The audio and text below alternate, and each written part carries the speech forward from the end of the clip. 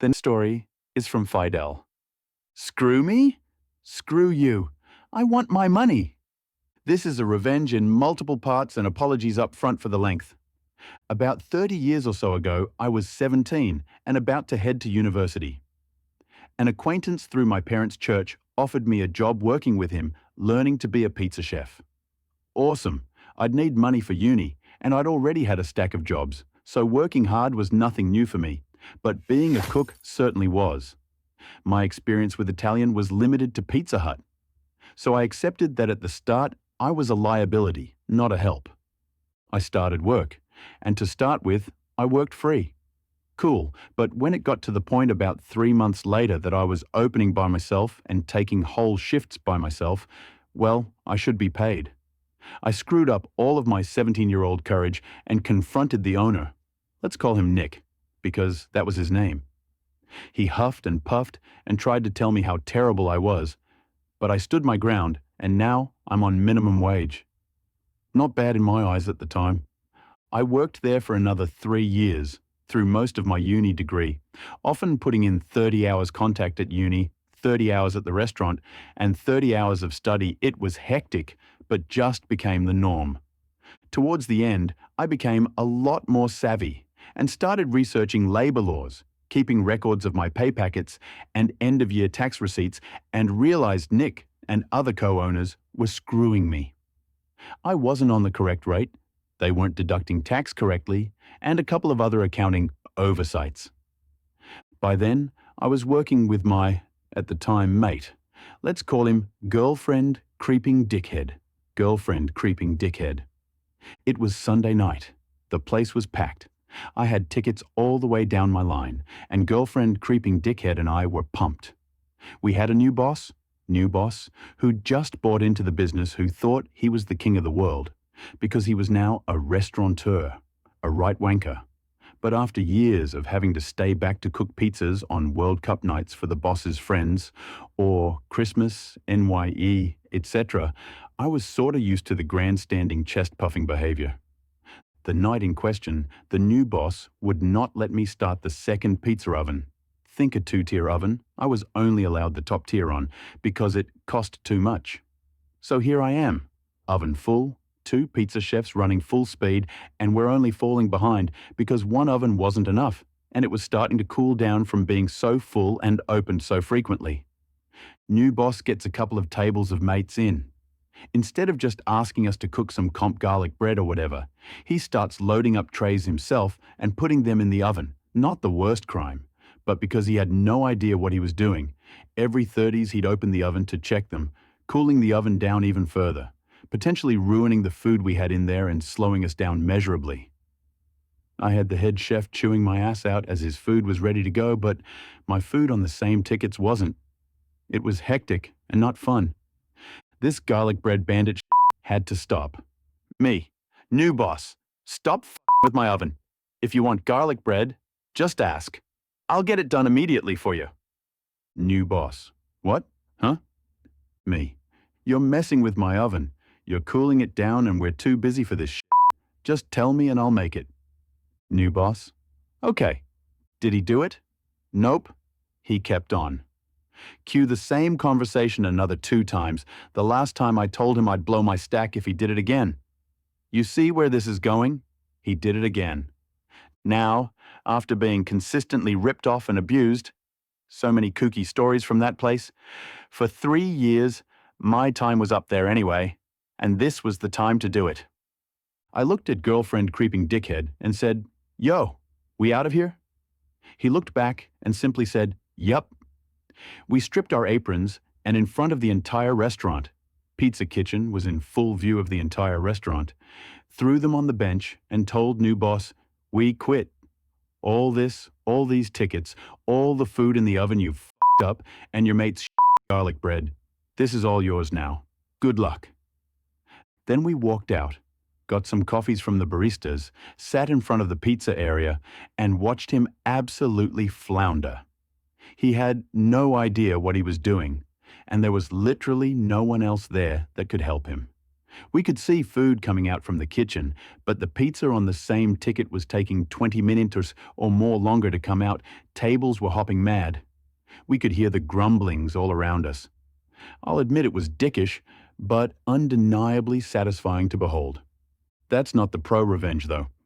The pro-revenge was that I'd been stealing my timesheet every Sunday night, photocopying it and then replacing it Monday mornings. I'd been doing that for over a year. I'd also told girlfriend creeping dickhead to do it. Monday I walk in, and Nick was there and was furious at me. As I walking in, you could see his chubby face turn bright red as he bellowed across the restaurant floor. "What the f*** do you think you're doing here? Get the f*** out and never come back." Me? "Nick, we've got to talk. We can do it here or we can do it in your office. But trust me, you want to have this conversation privately." Nick: "Fine. You come with me then," desperately trying to gain the upper hand back, and he storms to his shitty little office out the back. Nick: "About how he's going to withhold pay and a whole heap of other illegal hot air." Me: "You done? Good. Here, read this." I hand him a print out of an Excel spreadsheet, a stack of photocopied timesheets, a stack of photocopied payslips, printed copied of the wage awards, all of which detail the amount he's ripped me off for. Me: "You owe me $6,000. I'll take cash or a check now." Did I mention he and the other bosses had just been simultaneously raided by the tax office and that they and the business were all on thin ice? Yeah, bad timing for Nick the Dick. Nick, spluttering, wringing his hands. But I can't afford it. Look, I'll show you my bank accounts," as he physically starts scrambling to find his bank statements. Me: "Nick, I literally don't give a shit about you, your bank accounts, or your situation. You owe me $6,000. Today. Or I take all of this to the tax office and all of the other relevant government departments that will be very interested in this, because Nick, I have a feeling if you're doing this to me, you're doing it to other staff here as well, huh? As for not having the money, well, again, not my problem, but you just bought a new $60,000 Pajero, so if you have to run that down to the car yard and sell it, again, I don't give a shit, but I get $6,000 today." He literally teared up a little. I'm not sure why, maybe through frustration, rage, or just being screwed by someone he thought way beneath him. But seeing a grown man who's abused you for many years cry at your hands is a pretty beautiful thing to behold as a 20-year-old kid. I got a check that day for my whole $6,000, and yes, it cashed. But the best was walking out of his office with girlfriend creeping dickhead standing there who deadpan just looked him in the eyes and said, "Nick, we need to talk." And in they walked in to do the same thing. $10K he lost that day. The best part? A few of my friends at the restaurant caught wind of the fact that I had enraged him and asked what it was all about. I let them know how they were being screwed, how to take copies of all of their timesheets, and where to find the relevant laws. I know of several other people who did the same thing to him. And that was how I left the hospitality industry and started working in my field of study, never to look back. Hope you enjoyed my cake day present to you all. The revenge was perfect, and it was truly executed strategically. OP patiently gathered evidence, waited for the perfect moment, and hit Nick where it hurt most. The best part was when OP's friend did the same, walking away with a hefty amount. The next story is from Serena Snuggles. Roommates don't respect my boundaries. I get them evicted in less than a day. I don't know if this is pro, it's certainly more than petty. Also, I apologize for any formatting. I'm on mobile and my first time posting any sort of longer story. Also, sorry for the long post, background is pretty important. TLDR at the bottom. My freshman year of college, I went through a long process with my school to be able to live off campus as a freshman. Normally, this is not allowed, but they made an exception due to circumstances. I moved in on a lease takeover as a girl to an all-boy apartment. It was a 4-bedroom apartment that individually leased each room, but 2 rooms shared 1 bath and all shared a kitchen, living room, and laundry room. This place is being gross when I moved in, but I cleaned it up and got it livable enough. I grew up with brothers and had no problem with dudes as long as they were decently respectful. Plus, I had the kitchen to myself. I'm also an engineering student and asked them if they had their friends over to let me know beforehand, or keep the music below bed rattling. Turns out this exact apartment was known as the party apartment, and I would soon find out why. I was working 8 to 12-hour shifts at retail and then going to school full-time. I come home at 11 p.m. exhausted to blasting music, and so many people they are streaming out the front door. I was pissed. Luckily, each room locks with a deadbolt, and I remembered to lock mine before I left for work. There were easily 50 people there. As a 20-year-old who just wanted to sleep, I did the only rationale thing I could do. I packed an overnight bag, locked my room, and called a friend with an SOS and slept there. I find out later that one of my roommates was dealing. Only 3 people were of legal drinking age, and one girl was 14. The GF of one of my roommates was still in HS and invited all of her friends, who invited more people. The cops busted the party, but luckily didn't card anyone, so no one was arrested. Now I felt like I could still reasonably deal with this. Then they started to use my things in the kitchen, steal my food, and the last straw was when they dented my kitchen knives that I had just purchased. Brand new knives that now had nicks in the blade like they sword fought with them. Mind you, I communicated all of my grievances that weren't super minor, like using my laundry soap, with them and asked that my boundaries be respected. Their guests would throw up and poop in the toilet. They would try to enter my room to use my bed while I was sleeping. The GF of one even ended up coming into my room to stare at me. I woke up when I forgot to lock my door to tell me 4 people were coming over. My food and my items were still being taken and damaged, and I grew tired of it all. I attempted to befriend the various roommates in an effort to get them to be more courteous, but the information I got was even better. Remember how I was a lease takeover?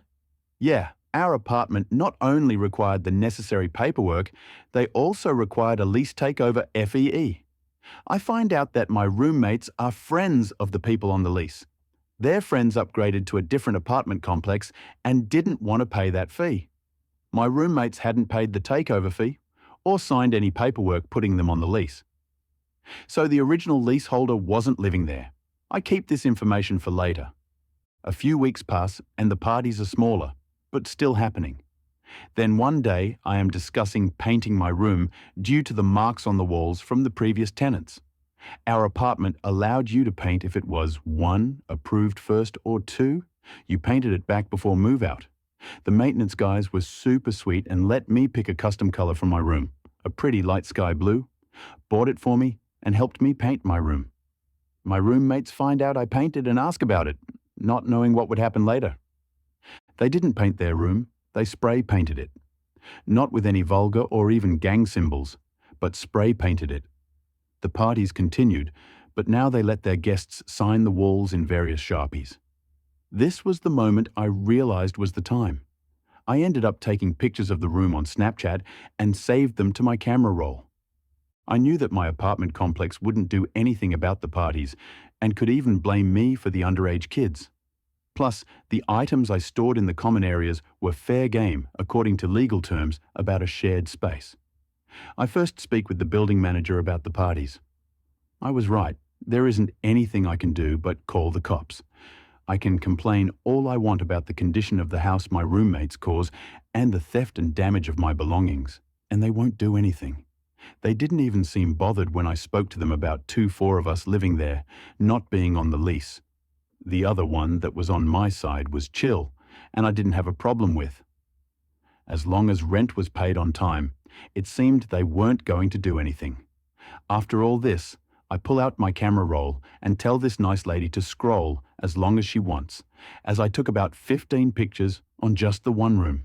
She gets mad and starts babbling on and on about gang graffiti, and she won't have it. I knew there were no gang symbols whatsoever on the walls, just dumb kids, but it didn't look good. I didn't correct her and reminded her that the rooms in question were the ones where they weren't even legal tenants here.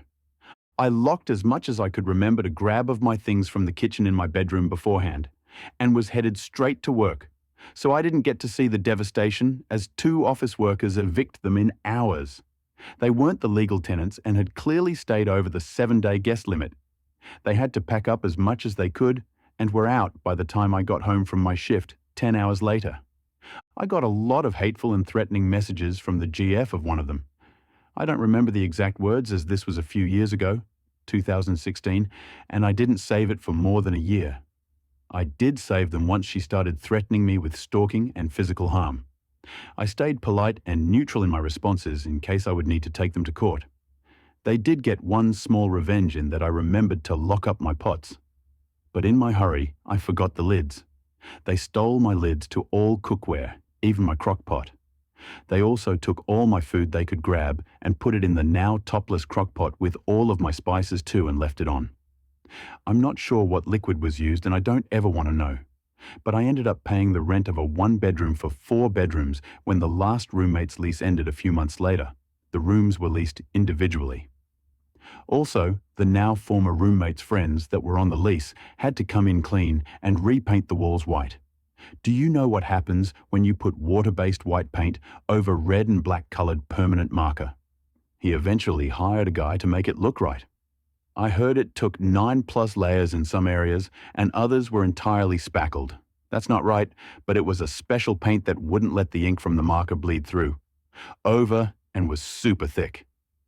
I felt bad for the original leaseholders as they were now stuck with the damages, had to repaint, and still had to pay rent on this apartment. I had met with and was cool with them. Even tried helping one guy paint a bunch and told him I had no beef with him. I apologized the way things worked out and he wasn't happy with me but also didn't blame me. I reason it with they knew they were breaking the terms of their lease and exactly who their friends were when they didn't transfer the lease. If they hadn't repainted the room the way they did, the complex manager wouldn't have done anything. TLDR, my roommates don't respect me or my belongings, so I take the time to befriend them and use what I learned to get them evicted. They had to move in a matter of hours. Edit 1. I got a few comments the title was my TLDR. First of all, don't want to read, don't click it. Secondly, I hope this one is better. Edit 2. Someone made an excellent point that the bathroom is the most obvious place to dispose of human waste. My point that I didn't get across was that there was no flushing involved and a few times several people's worth of excrement and/or vomit would be in the toilet when I returned home. Plunging would work sometimes, other times the clog would have to be removed manually. Since it was my half of the apartment, I had to remove the clog before I could do my business. Not the best thing to see first thing in the morning. The revenge was really masterclass, and it was executed perfectly. OP roommate got the consequences of their actions immediately, and the best part of the revenge was that they had to clean the apartment before leaving. The revenge was truly satisfying. The next story is from AE2AW. Hippity hoppity, this is no longer your property to manage. After graduating college, my girlfriend and I moved to a new state where she was accepted into an engineering program. We found a lovely garden apartment-style complex that advertised 100 Mbps internet speed included in the price among a few other amenities.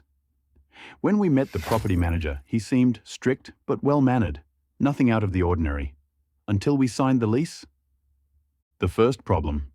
Suddenly, walking into his office was not allowed without an appointment.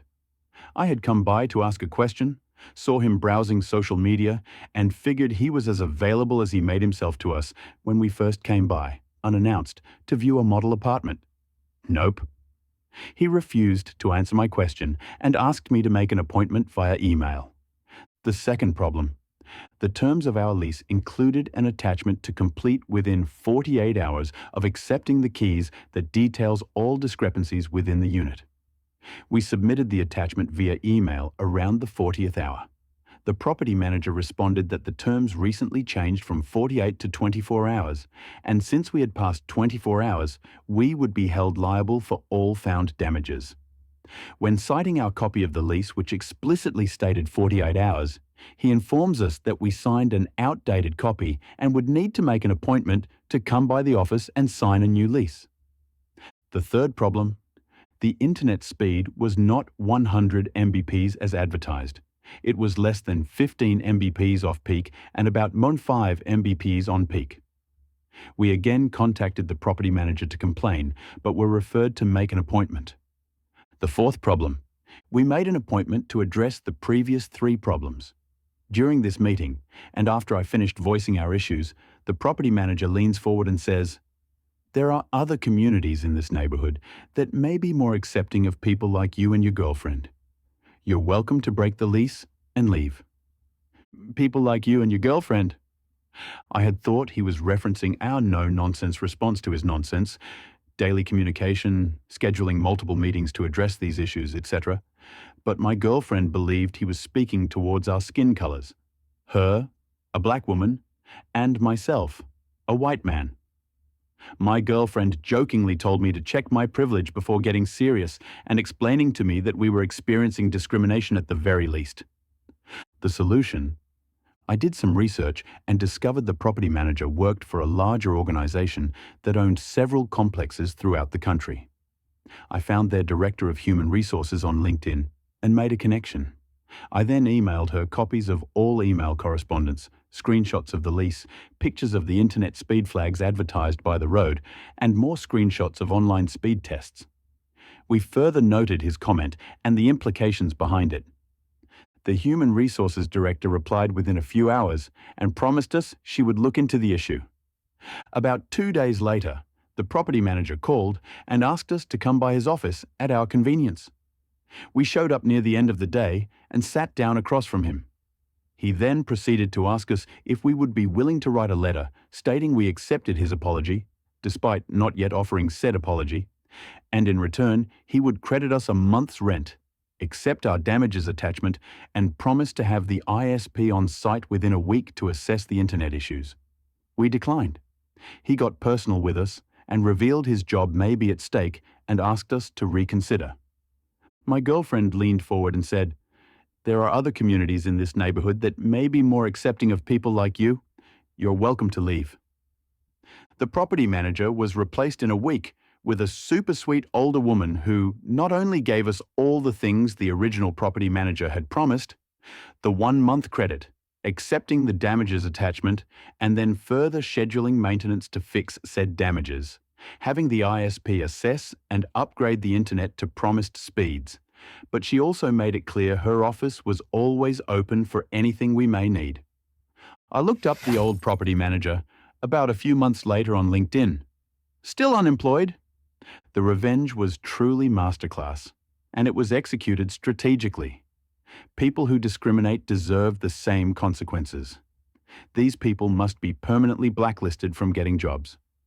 OP and his girlfriend did a wonderful job.